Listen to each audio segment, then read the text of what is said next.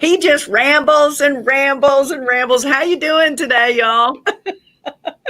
That's my job. That's right. That's right. So we're live now? Yes, we are. Okay. Do you feel it? 15 seconds. Yeah. No. Yes, I'm a professional. He is. So welcome to the show. I'm Bill Fairman. This is Wendy Sweet. Hello. We are Carolina Capital Management. Our website is carolinahardmoney.com. Don't forget to like, subscribe, share, all that good stuff. Tell all your friends. That's right. That's right. What are And we doing today? Jonathan Davis. Oh, yeah. I'm sorry, Jonathan. I forget. You're always next to us. And today Can I be part of the team too? you're we're quarantined seriously at social distancing. He's got a baby on the way any day now, right? Yep. Hopefully she stays in the oven for at least 2 more weeks. Yeah. So the last one, I have to tell you this great story. The last one that he had, which was the first one he had, they actually gave birth on the bathroom floor. I thought that was so cool. I could just picture Jonathan with the baseball mitt, ready to catch it. Come on, let's go. Yeah, it was an ad hoc accidental home birth. Everything went well. Oh. It did. He's a good catch. So tell the real story why you want to wait another couple of weeks. You just bought a brand new boat and you want to use it before you don't get a chance anymore. Because life is over after the new baby, right? All right. So we have a great show today. We have 2 wonderful guests, Don Fowler with Realeflow and Jenna Hoover. She's with Jenna Buys Houses. And she's his brand ambassador, right? Yes, I am. That's awesome. And, when we say Don Fowler with Realeflow, we can't just flow over that. Everybody knows Realeflow. Everybody who's any kind of an investor knows Realeflow. I know so many people that use that program. It's amazing what all it covers. And we definitely want to talk about that, while we're on today for sure. Well, isn't that the part? Yes, but we'll mention it once or twice. It's really about us. But what we really want to do is it's so encouraging for other investors to hear your story, to hear, how did you even get to developing a product like that? Where'd you get started? And then to take that story and show, one of your mentees or one of your students or your brand ambassador, how she got into it and what you did for her too. That's just amazing how you were able to, it just shows the ripple effect, how one little touch can affect Jenna's daughter and make her an investor. So that's kind of a neat story. So go ahead, Don, tell us. Yeah, that's so true. It really started like in 2004. We're up in Northeast Ohio. And we were doing short sales of all things in 2004. And I remember people saying like short sales, like there's nothing going on. This is a fast market right now. But in Cleveland just was a different type of market. It's a very slow, steady. And there was a nice business of short sales. So Greg Clement, my partner and the founder of our company, he's like, it's got all this paperwork and the short sale documents. And we really needed something to just manage the process of dealing with short sales. So that's how we started back in 04, 05. It started just a really small platform and then really, probably a bad word, but got fortunate with the downturn because we were kind of the only short sale platform on the market. And that's how our growth kind of went up and to the right when the market downturned back in 07, 08. And then since then, it's been a wild ride. So we've redeveloped the software a few times. Right now, we're really focused on data.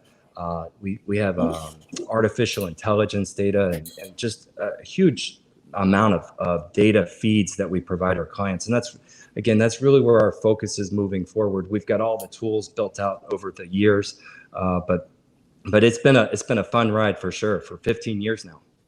That is awesome. That is awesome. So short sales, I mean, they are coming back, aren't they? I mean, because they truly just went away for a while and they're coming back in a big way. How do you see that market growing? Yeah, I mean, the forbearance market is hidden right now. And we see that demand kind of growing and demand in a bad way for the homeowners. But as investors, we're out here to help those homeowners because in 2021, I think, in my personal opinion, is we're going to see a big influx of foreclosures, unfortunately. So as investors and as money lenders, we really need to be there for those homeowners and help them out of that situation. So we see that, we're positioned nicely. Again, kind of unfortunate, but as the helpers that we need to be and good citizens, we're really positioned in a great place. And our users, you mentioned how many users we have.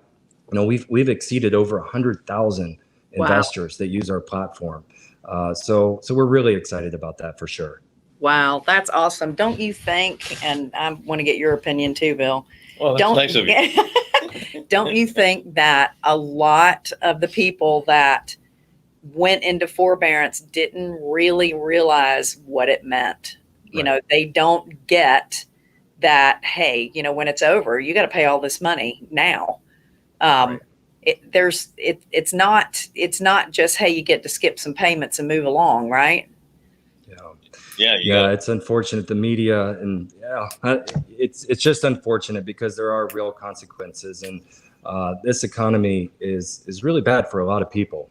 So we want to be very considerate of that. And again, we come from at a point of service. And I think your investors, I think we all should come at that viewpoint is to help our fellow citizen. Absolutely. Well, I know that last week there was a survey, and I think it's an apartment management type company that did the survey, but a third of all mortgage and rental payments were missed in July. Now, it doesn't mean they were missed for the whole month, but they weren't on time. Yeah. And that's a lot of people. I mean, that's a ton. At the same time, those that are still employed, they completely changed their way of thinking. Mm-hmm. I think a lot of them are going to be moving out of the major cities and moving into single family. You're going to have, we already had a housing shortage in a lot of areas. Mm-hmm. So I don't see a big drop in values in some markets like we saw in 08, 07, 08, 09. So I don't think we're going to have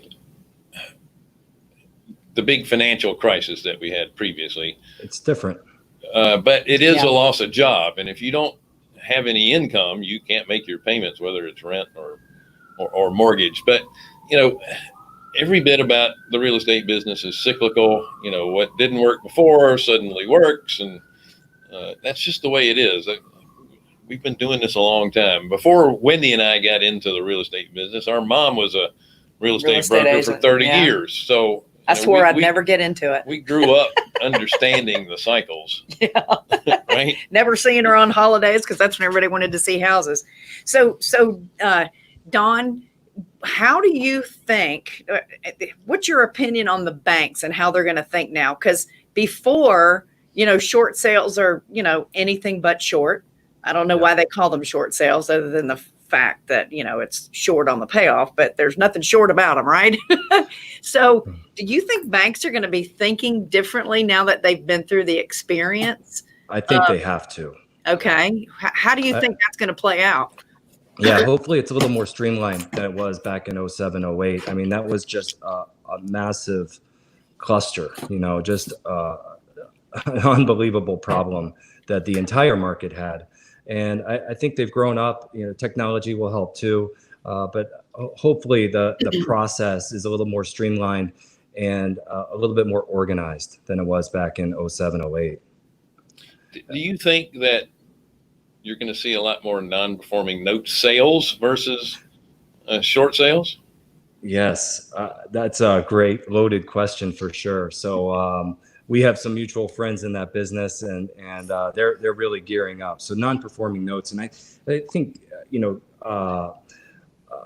creative deal structuring that's going to be something that's a lot different from my point of view than 07, 08. There's a lot of really creative ways that investors, we as investors, can structure the deal so that it's the proverbial win-win-win, right? So Sure. absolutely seeing that a big difference really from 07, 08. Well, as a lender ourselves, we don't want to foreclose. We don't want to go through any kind of You sale. don't want your house. We would rather modify it if we can. If we can't, we'd rather just sell the note off and move on to something else. Because as a bank or as a lender, the cost of the money not working is a lot more than, even if you made a profit on the sale of the property, are you really making a profit? Right. Because you're missing out on that opportunity to keep that money invested and earning. Jonathan, do you have anything to add? Because I want to get to Jenna's story. Yeah. We made her jump through all these hoops to get into our studio. We're not asking her anything. I'll be brief, but yeah, you hit the nail on the head. Like, we have a lot of people that are starting up non-performing funds to take on this issue, and I think a lot of people see it as an opportunistic kind of like almost like vulturing. It's really not. Non-performing loans and that market, those people who play in it play a crucial role in helping people stay in their homes. The vast majority of those loans do not go to foreclosure. They get worked out. So it's a great thing. So hopefully we will see a lot more of those sales going on and those people helping other people for, like Don said, the win-win-win. Yeah. Excellent. Yeah. Yeah, and I know Jenna is transitioning into that too. She's in a really unique market, and I'll let her talk about that. But I know that this is a real big point for her moving forward. So And that's a great segue. Yeah, you're kind of in the middle of the state of Pennsylvania, towards the western half, right? Yeah. I'm the bottom left corner. Nowhere. Yeah, She's on the left-hand side. Yeah. the left-hand side. Wendy and I are originally from Philadelphia, so we know the state. Can't you tell really from well. our accent? I was gonna say, you don't sound at all like you're from Philadelphia. Well, we left the cheesesteaks and the pretzels behind early in life. And the pork roll. There you go. And scrapple. So tell us how you got started, Jenna. Well, I went to school for radiology, which, prepared me for real estate, I guess. I got into medical sales, and I did that for about 7 years. But and I did really well. I was 20 years old. I was making six figures, but I just didn't wake up with that conviction each day that this is what I was supposed to do for the rest of my life. And that alarm clock would go off, and you just think, man, it's like, you'd think you'd love this more. But I always wanted to do real estate. I always would watch the shows on TV, and I'd always just think, man, this is for me. And it was always kind of like my plan B. So if this job didn't work out, it's like, who cares? I know I'm going to do real estate. Or if this relationship fails, who cares? I'm going to be a successful real estate investor. They'll miss out. It was always like my plan B. But I wanted to flip houses, just didn't know anybody who did this. There was nobody in my area that did this, and I just didn't know anybody. And so I was at the gym one day, and I saw an ad for a company to do some education for me. And so I got involved in it, and a portion associated with that was Realeflow. And so Realeflow was part of my real estate journey from day one. It took a lot of the guessing out of things, because I got into real estate with zero experience. I didn't even know what the word escrow meant. And I think sometimes I laugh and I think man, I had no idea what I didn't know. And maybe that was good, because I didn't have a lot of fear, because I just thought hey, let's just do this. And so I had no idea how to estimate repairs. I had no idea what houses would sell for. How do I pull comps? How do I talk to contractors? I didn't know how to do any of that type of stuff. And so that was one of the beautiful things about working with a software company like Realeflow, where if I go in and I type in a property address, it's going to automatically pull up that property based on the tax site for that particular area. So it will pull up who owns it, what is their address, what's the square footage. So it's going to pull up all that information for me. And if I can be smart enough to look at a house and say, yes, it needs a roof. Yes, it needs windows. And I can click yes. Then from there, it's going to populate how much will it cost for me to renovate that property. So somebody who's getting into it brand new with no real estate experience like me, I was able to walk in there and confidently know, here's what it should cost for me to renovate this property. And so I got into that. I started renovating properties, and kind of how Dawn was talking about, my area where I invest in is a little bit unique because I invest in some of the poorest counties in the state of Pennsylvania. So it's great because I don't have a lot of investor competition, but when it comes to the properties, there's a lot of motivated sellers, a lot of distressed properties. But, the fact that there's not a lot of investors, I don't really have a lot of wholesaling opportunity, but there's just a lot of properties that are available. So when I got into it, I started my marketing, I started putting signs up, and I started making offers, and all of them were getting accepted. And so I was like, oh my gosh, what am I supposed to do?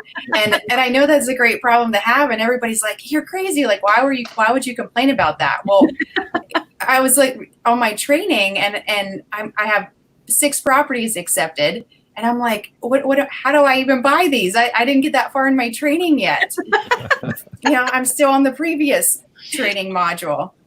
And so it was just like 0 to 60 very quickly, which it was great learning. It kind of just threw me into it, but I made some mistakes along the way, which I quickly learned not to make again. And so I started flipping houses. I mean, we were doing, close to 10 a year. And then we realized we needed more of a monthly income, just because, when you flip a house, it's kind of, you're still living paycheck to paycheck. It's just one big paycheck to one big paycheck.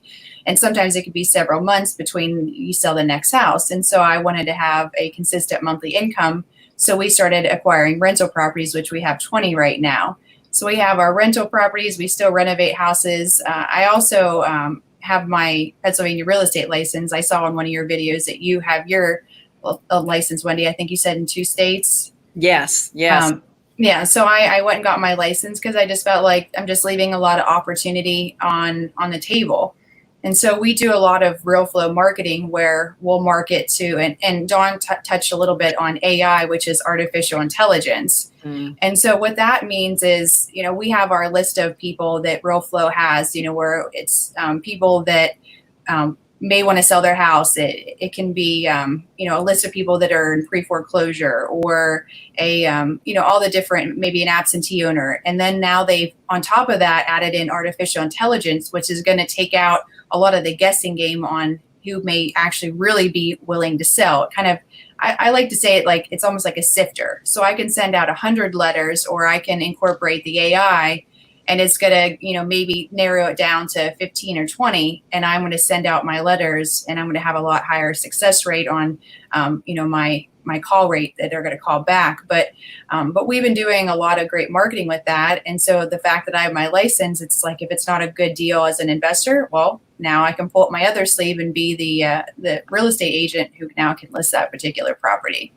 That's awesome. Well, I have a bazillion questions. Sorry, I just kind of puked all that info on you. I get excited about real estate. This is not a question. This is just a comment. As a real estate broker going in to list a home with that data at your disposal, you have insight into why they want to sell, which they may not be telling you in the first place. So you have a good idea of whether you could get that at, go ahead and do a cash offer versus listing it for sale. Whereas another real estate person wouldn't know that if they're coming to list the house. And that's entirely correct, because a campaign I just did is I was targeting absentee owners. So, owners who have a property that they're not personally living in. And I incorporated vacant. And so you have a property that's sitting here where the owner's not living in there and it's sitting there vacant. So it's not a rental at this point because it's sitting there vacant. So that person's going to have a higher level of motivation to want to sell that property. Then I also incorporated, a certain amount of loan to value ratio and how much equity they have in it. And so I narrowed it down to 54 properties on one of my last campaigns that I did. I sent out a couple postcards, 2 postcards, so all 54 of those, and I had 13 calls back. And so, I'm terrible at math, so I'm not going to pretend to know what that success rate was on my 2%. So it's pretty good. And so out of that, I had, I had about 7 of them that were worth actually analyzing better. And I went and looked at, I think, about 5 of them. And 2 of them were ones that we said, yeah, these are ones that we should move forward on. One, we actually postponed buying it just because we had just purchased a big renovation project. But the other one, we actually purchased it and we bought it subject to. So we bought it subject to their existing mortgage. The person was a landlord. It was sitting there vacant. Then they actually had just occupied it right after they had received my letter. They said that they just don't want the uncertainty of if something goes wrong and her husband's out of town. The mortgage is $300, the rent's $600. So all I do is sit here every single month and collect a positive $300 for a campaign that cost me $87 to send out. And that's with all 54 of them, all those letters. So that's amazing. But when you walk in there, you know those things. You know that it's sitting there vacant. You know that they're not living in that house. You know that they're paying taxes. You know all those things. That is awesome. One thing to add to the AI, which is really kind of really the coolest thing that we've ever developed, in my opinion, is we actually take 136 billion data points, and we collected all the data from 1980 on. So that's not included in that 136 billion. So we have all that historical data. We not only have all the property information, watching the properties sell and resell, and we can see which ones are selling, for a profit as like a fix and flipper, and those are tagged appropriately. But we also have all the people data. So we know what kind of car you drive, if you're late on your payment, any life event, divorce, marriage, if you get arrested, any of those things that happen, we put that into the algorithm. Right. So what happens is it's called a genetic algorithm, and it basically just looks for correlation. So if somebody 2 years ago was they got arrested, they're late on their truck payment, and they match maybe 30 or 40 criteria, and then somebody right now today is facing a very similar circumstance, they're going to have a much higher score. So we're actually predicting at an incredible rate. So on our top 1%, it's a little confusing in the number wise, but if you take a market, let's say 100,000 people in a certain market, and you take the top 1%, just so the top 1,000 people, we're really confident that we know out of that 1,000, about 120 of them will sell their house in the next 90 days. And these are houses that are not listed. You would have no idea that they're in this situation. That's amazing. Yeah, you sound like Google now. Yeah, it's amazing that you can dig that deep. I can't believe what did you say, 138 million? 136 billion data points that our software algorithm is just churning, and is churning all the time, every day. So we actually produce a new score once a month. So every month, this thing is just churning, and it's getting better. It's smart. It's really kind of freaky, right? So it gets better and better, smarter and smarter as time goes on. But the cool thing is, and we realized this, we had to make a huge investment to start this. We had to get that 1980 on to get so that the computer had enough data to learn. Wow. That is absolutely amazing. That's absolutely amazing. So I'm going to pop back to Jenna real quick, and then I want to get more details about exactly how Realeflow works and all the different modules that you have available on that. So Jenna, the first thing I want to say is go girl. Yeah. Me too. Our biggest show that we've done when we're doing all of these interviews, our biggest one was one that we had all women, and it was an Invest Her show. Aw. So we had just a great following for that, had the most comments and everything. And here you are. I got to watch your video on the Realeflow website. So I know that, you were a single mom. You jumped off the cliff, right into being a real estate person and picking up 6 deals or having 6 offers accepted all at the same time is scary for anybody. And look what you've been able to accomplish. In the real estate world, I think that's one of the places that women can do just as well as men. I don't think there's a gender issue in there. Now, I may be crazy for saying that, but I don't think there's a gender problem. Actually, I think it's an advantage talking with contractors, especially when you know the language and you know what, because a lot of times they'll think a They'll woman think doesn't know you're, what yeah, they're they doing, do. and then you surprise them right off the bat, and they pay a lot more attention. They do. Well, that was one of the things that I did when I got into real estate, is because I didn't have a lot of experience. And so I kind of would play like the blonde card, you know, I'd be like, wow, that roof looks so big. How much do you think it will cost to fix it? Because there's going to be times where I'm going to have to rely on my contractors and trust them. And I'm not going to know all the answers. And so I would use it as my opportunity to really see, would they take advantage of me had they had the opportunity? And so they'd be like, you know, oh, that looks to be like a $16,000 project. And I'm like, oh, that's crazy. Because the way I look at it, it's only 2,000 square feet and I should be paying $4 a square foot. So really you're charging me double.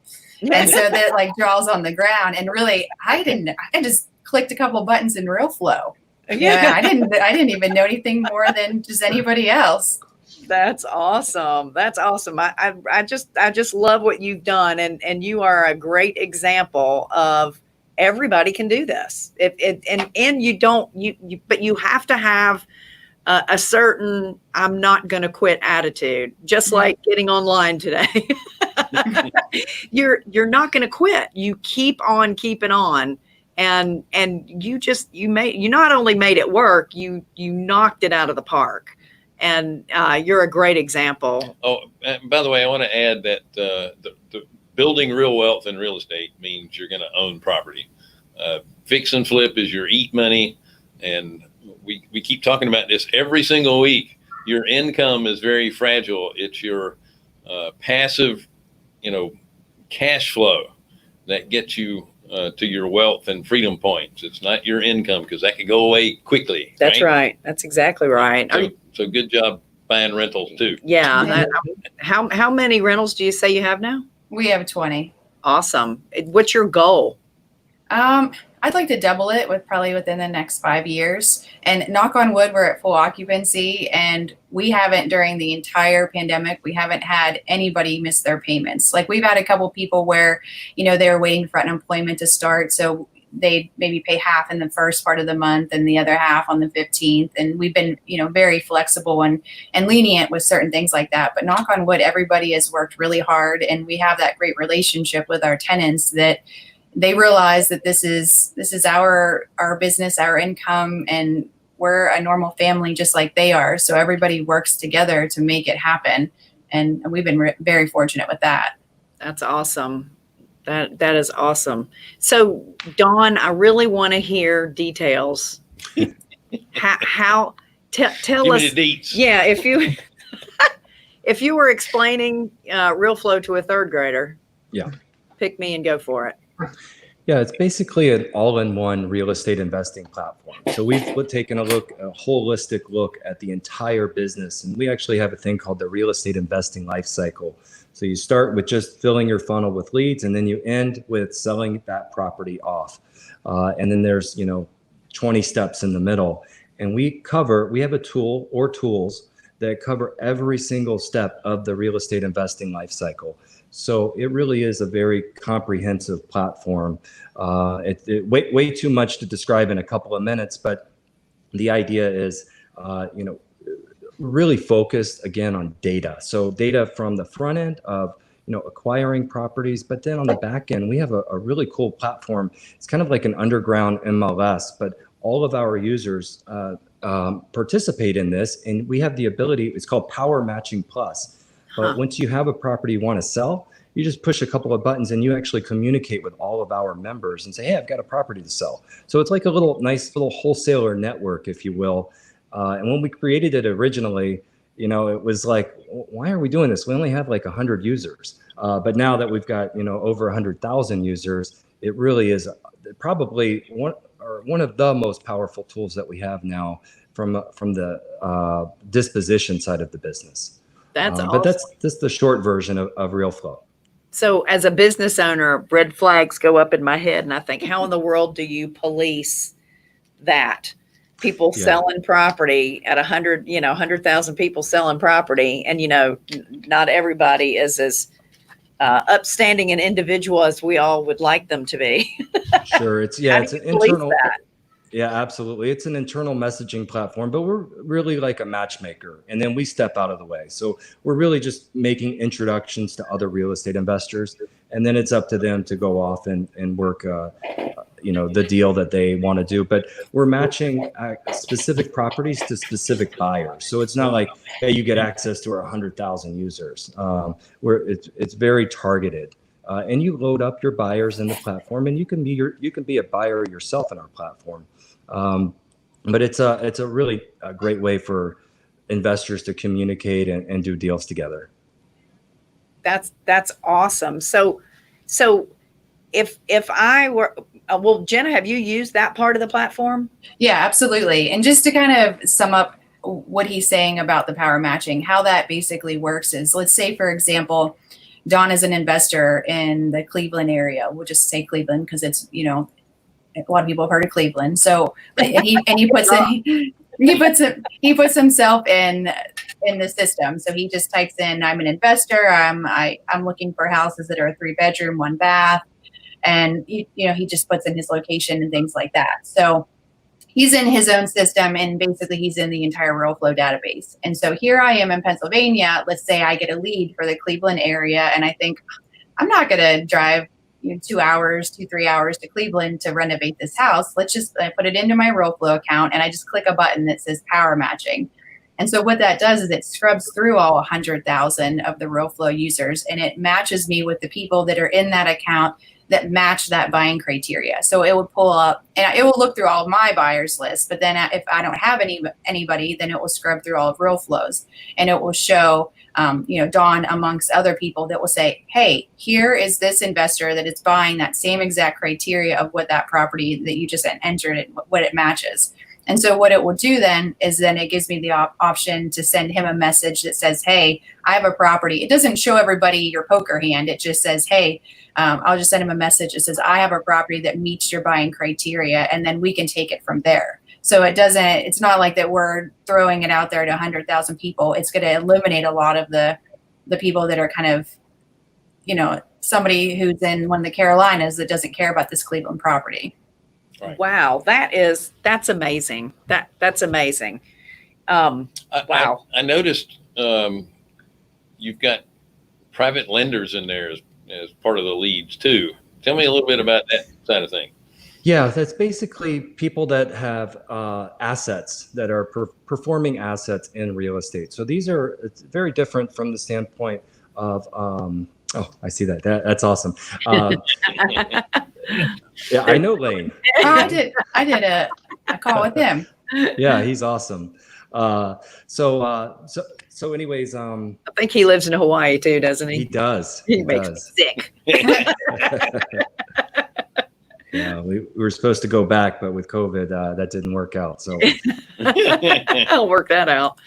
Yeah. I'm sorry. Go ahead. I interrupted. What was I talking about? The private lenders. Lenders. Oh yeah, so private lenders. So they have performing assets in real estate.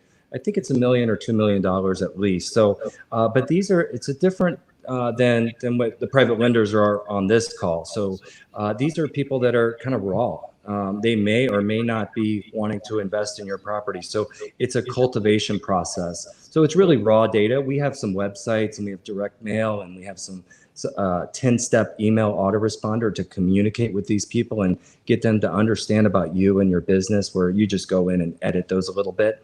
But all that's written, and it's really to warm up that prospective private lender. But it's a different type of list than you would normally see for a private lender. Wow. Well, that might be a good prospect list for someone who runs a fund and is looking for investors. Yeah, I don't know. Somebody like us. They may want to invest that money into a fund instead of actually investing into an individual asset. Yeah. That's exactly right. Yeah. I like it.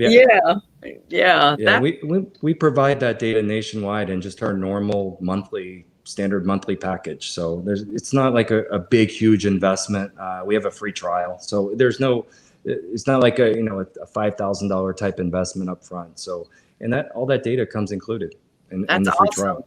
So talk about your fees. I mean, what does it cost? Most new investors are on a shoestring, and they think they can't afford something like this, but really they can't afford not to do something like this.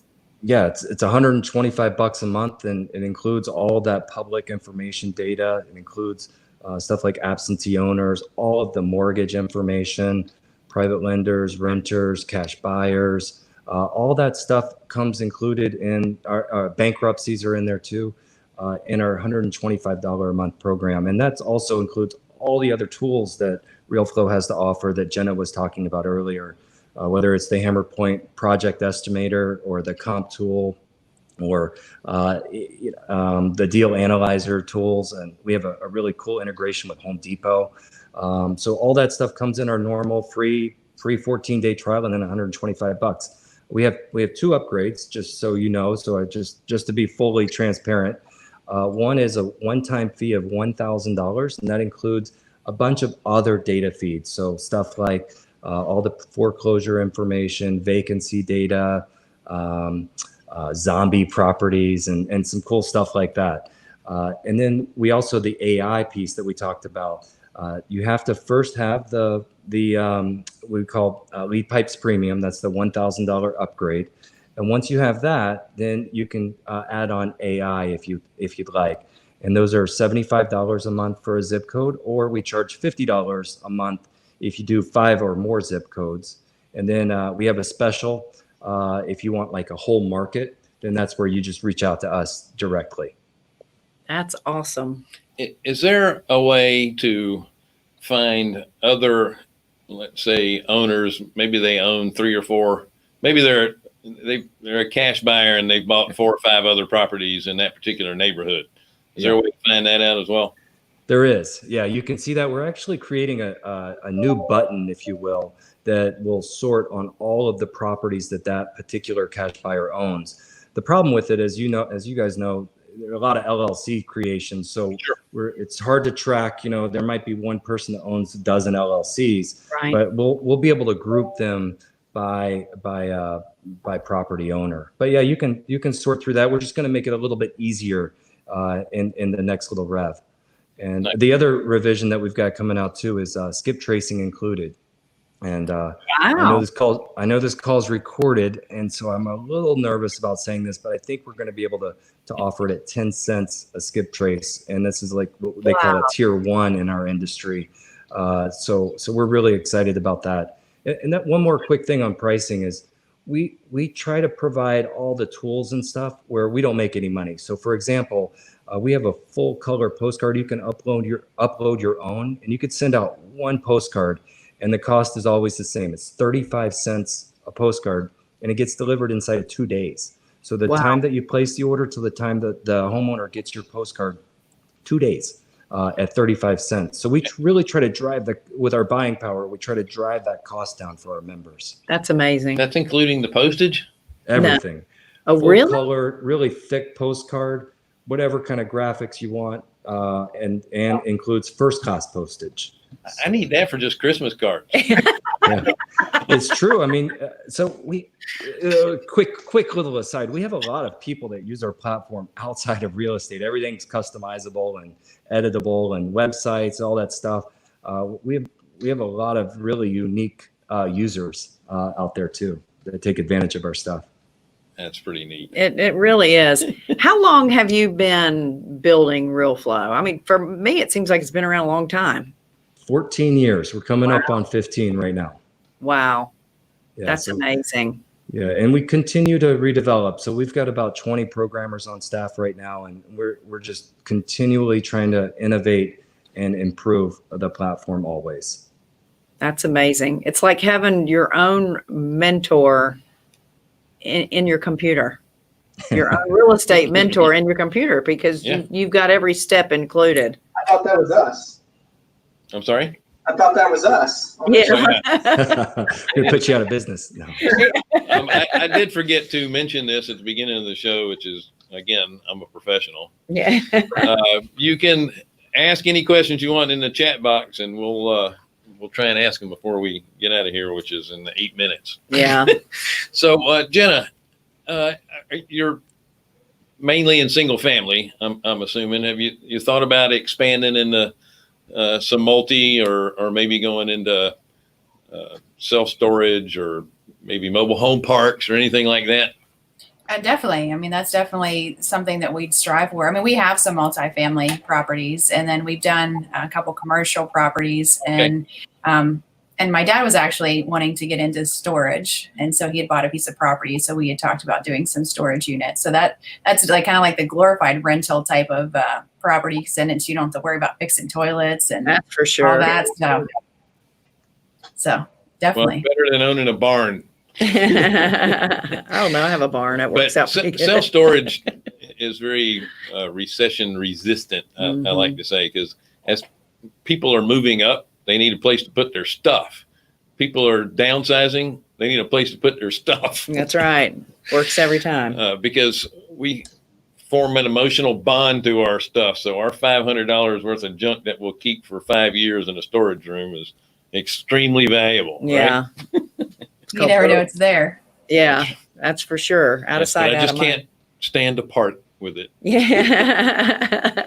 Now, for you guys, do you mind if I ask you a question? Sure. Yeah. With everything that has happened and changed recently, have you guys changed your lending criteria? Yes, we have. And that's a great question. Everybody's lending criteria has changed. I don't know that it's changed for the worse. I think it's probably changed for the better. Just like, back in 07 and 08, loans were insane crazy. Fog a mirror, you got a loan. It was pretty simple. And really just before COVID hit, there was money out there that was so cheap, like rehab money down in the 6 and 7% range, especially if you're in California. They're just companies that just had so much money. Not only were they lending it cheap, but they were lending on anything. And they didn't care because they had to get that money to work. Yeah. So I'm glad there was a little bit of a reset on that. Yeah, and we didn't go up on our fees. Our fees are the same. Rates. All we did was lower our LTV by 5%. 5%. Yeah, and that was then it. we're requiring the borrowers to have slightly more skin in the game than they had previously. We're kind of unique anyway in our area. We were allowing for up to 100% all in, as long as it was at 70% or less after repair value.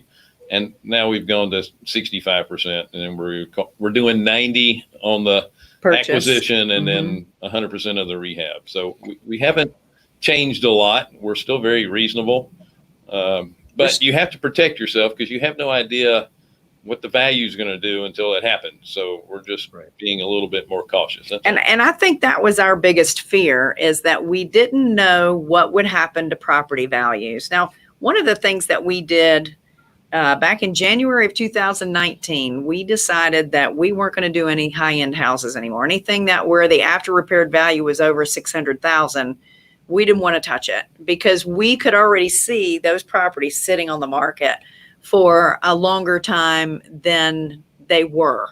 So we kind of got back to really concentrating in that affordable arena, and we're so glad that we did. Because now we're in a position where we're loaded up with loans, and good loans, strong borrowers, and the houses are just turning really, really quick. Yeah.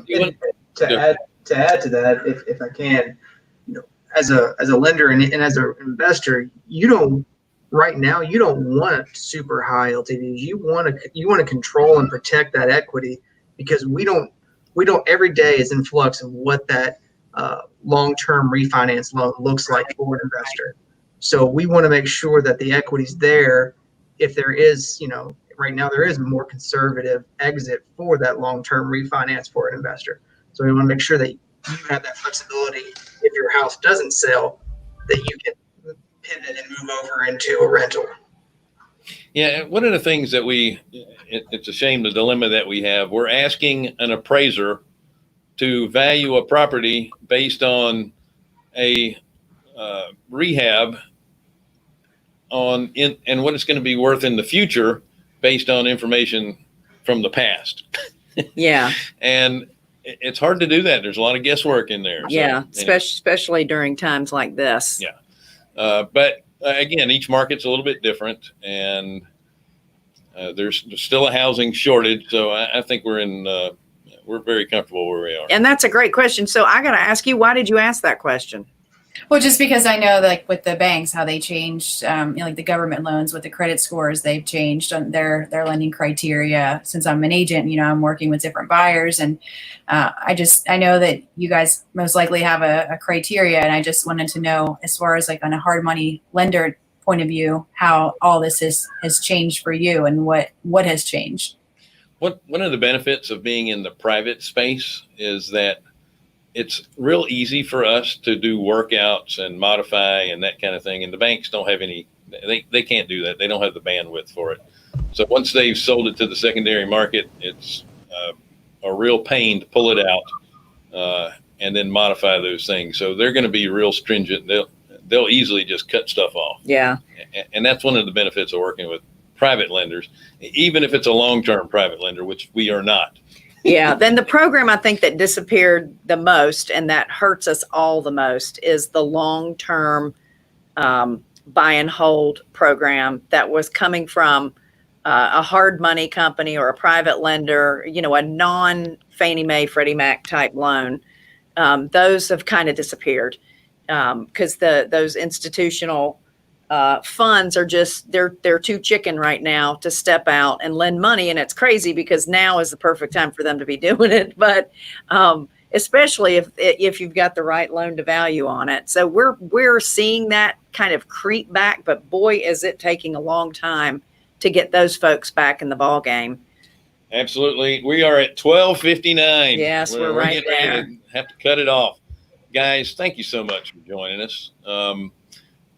Don, where can people get a hold of you? Yeah. Realeflow.com. So, yep, there's the website right there. Just hop on there, and we have a support tab. If you have any questions, just reach out to us. Awesome. And Jenna, I'm bringing you up, and there's the website. Yeah, so you can find me on any social media. Just type in that same thing, and Jenna Buys Houses, and sure it will plaster all over your search engines. Awesome. Excellent. She'll stalk us. You guys have been excellent guests, and I know our listeners are getting a lot out of this. Yeah. So thank you so much. Thank you so much. Thanks for having us. Thank you for having us. And thank you, Scott, for pointing out that I need to say, please subscribe, share, like, and what else? I think that's the other one. Review. Our website, Yeah. Carolina Capital Management. No, that's not it. Yeah, it's CarolinaHardMoney.com. If you're an investor interested in passive returns, go to our investor tab. If you're a borrower looking to borrow money, click on the borrower tab. That makes it pretty easy. It does. Thanks, everybody, so much. We'll see you guys next show. Yes.